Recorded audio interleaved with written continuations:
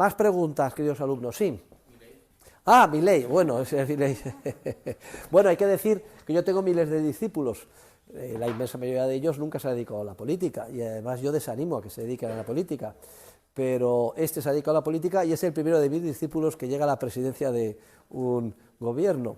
Es interesante porque es una persona formada, en contra del estereotipo o la caricatura que en los medios de comunicación se quiere hacer de él. Él es catedrático de teoría económica, o mejor dicho, como dicen allí, profesor titular, sabe perfectamente los argumentos, cosa que no sucede normalmente con los políticos, que son unos ignorantamus en materia de ciencia social, tanto los que se opusieron a él como los que hay aquí, o sea, que ni el presidente, bueno, el presidente del gobierno sí que es economista y doctor, pero es un caso muy especial, le vamos a dejar al margen, pero Feijóo y compañía, Rajoy, suelen ser abogados, juristas, los políticos no suelen ser economistas.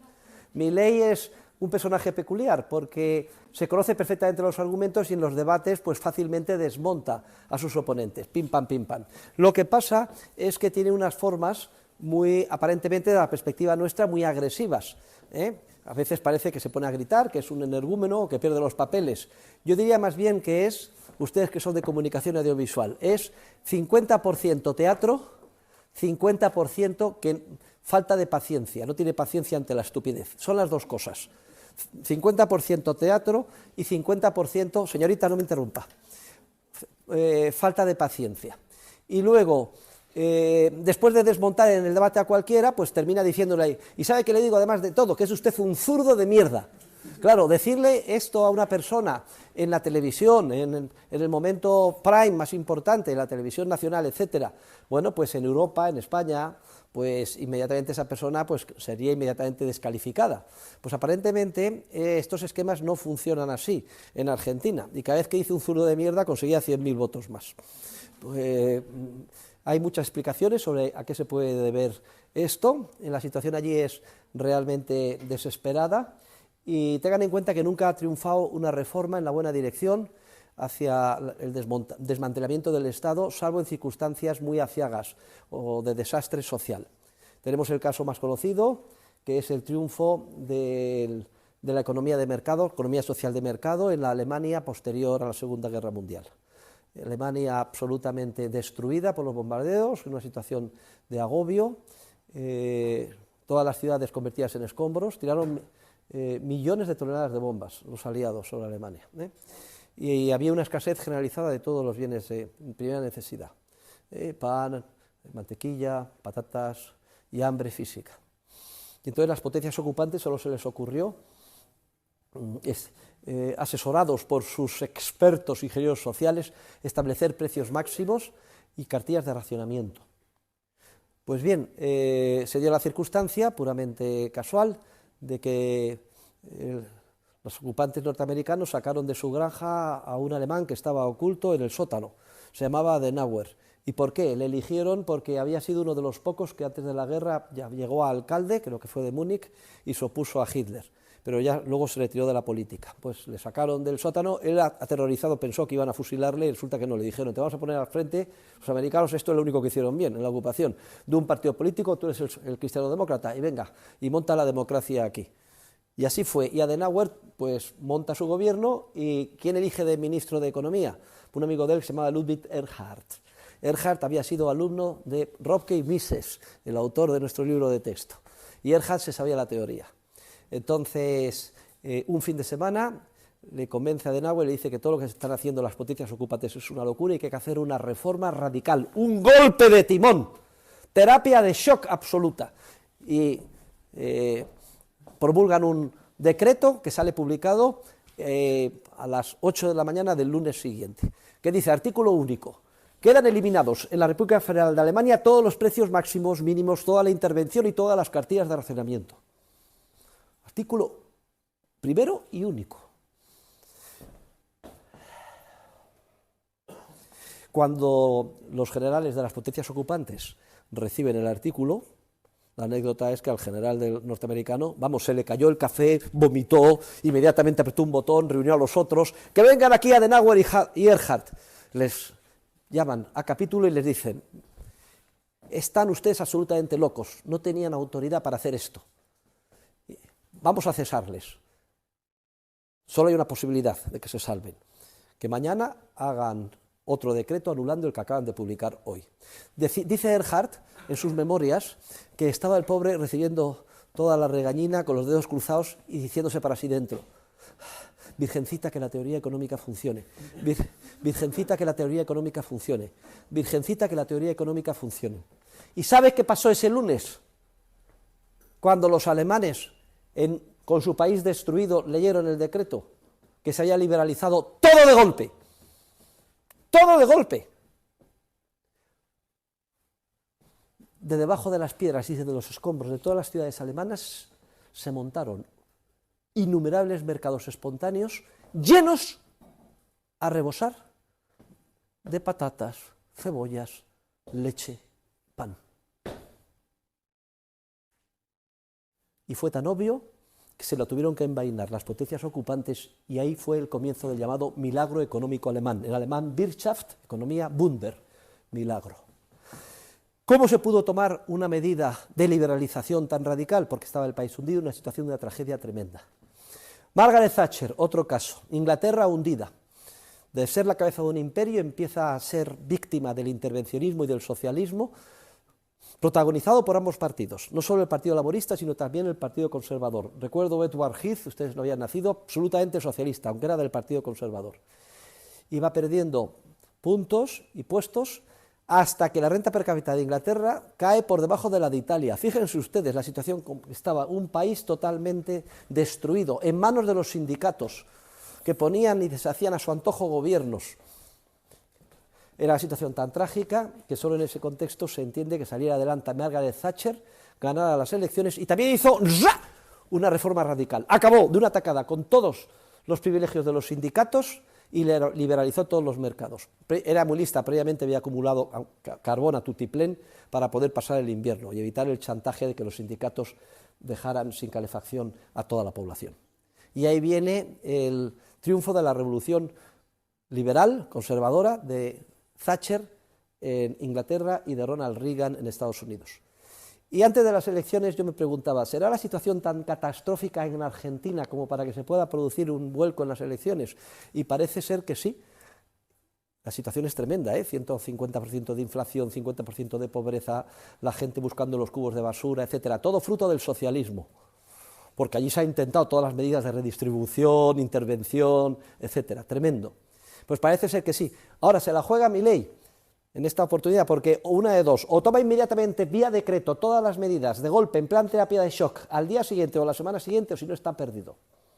Le pasará como a Macri, su predecesor, será un fracaso y además ese fracaso se achacará a las ideas de la libertad. Luego estamos en un momento clave desde el punto de vista histórico. No obstante esto, tengo que decir que para gran regocijo mío, he seguido las elecciones y he seguido los comentarios de Televisión Nacional. Lo de Televisión Nacional ha sido vergonzoso, invitando a todos a enemigos de Macri, de Milei, contactando con el que ha escrito la biografía El Loco, todo el mundo interpretando que es un loco, un desquiciado, etcétera, pero mi regocijo era grandísimo, porque por primera vez he visto que de manera generalizada se ha empezado a hablar en las redes, en los medios, en la televisión nacional controlada por el gobierno, en la radio nacional, del anarcocapitalismo, que si el anarcocapitalismo para arriba, que si el anarcocapitalismo para abajo, y fíjense ustedes qué loco está que pretende acabar con el Estado, los subsidios, reducir los impuestos, dejar libertad a todo el mundo, estará loco. Decía Mises que lo importante es que hablen de uno, aunque sea mal. Y más de una persona que escuche se le queda en el subconsciente y dirá, pues a lo mejor no está tan loco. Esto de acabar con los subsidios, las ayudas, que nos conviertan a todos en dependientes, bajar los impuestos y dar una oportunidad a la libertad, a lo mejor no está tan mal. Y me encanta que empiece a sonar lo de anarcocapitalismo, porque el que ha introducido el término en España y en gran medida en el mundo es un servidor. Y que un presidente del gobierno se declara anarcocapitalista, pues ya me parece para el máximo honor. Han publicado en la prensa varios comentarios de mi relación con Milei, no sé si lo han visto, un artículo de la BBC, otro de la prensa, mírenlo, lo verán por ahí, y hacen referencia incluso a esta aula, es curioso. Bueno, esos son los comentarios que decían sobre Milei. ¿Alguien quiere añadir algo sobre Milei? ¿Quién se va a quedar con todo lo que va a privatizar? Eso no se sabe. Dicen que no hay dólares para dolarizar, es falso. Miren, hace 2 años la relación oficial 3, peso-dólar eran 25 pesos un dólar. Hoy en el mercado negro es 925 pesos un dólar.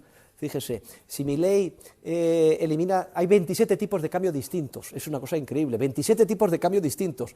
Luego todo según el amiguete que tengas, según el tipo de operación que vayas a hacer, te dan un tipo de cambio u otro. Hacen los funcionarios o burócratas con influencia política, hacen a uno millonario y a otro le destrozan la vida, según que le den el permiso para poder exportar o importar con un tipo de cambio o con otro. La primera norma que tiene que hacer es todos los tipos de cambio quedan unificados al tipo de mercado, que es el de mercado negro. Y yo les garantizo a ustedes, a 1.000 pesos dólar son tan infinitamente baratos los bienes y servicios argentinos que el mundo se vuelca en comprar en dólares toda Argentina. En pocas palabras, Argentina se inunda de dólares y la dolarización se hace factible.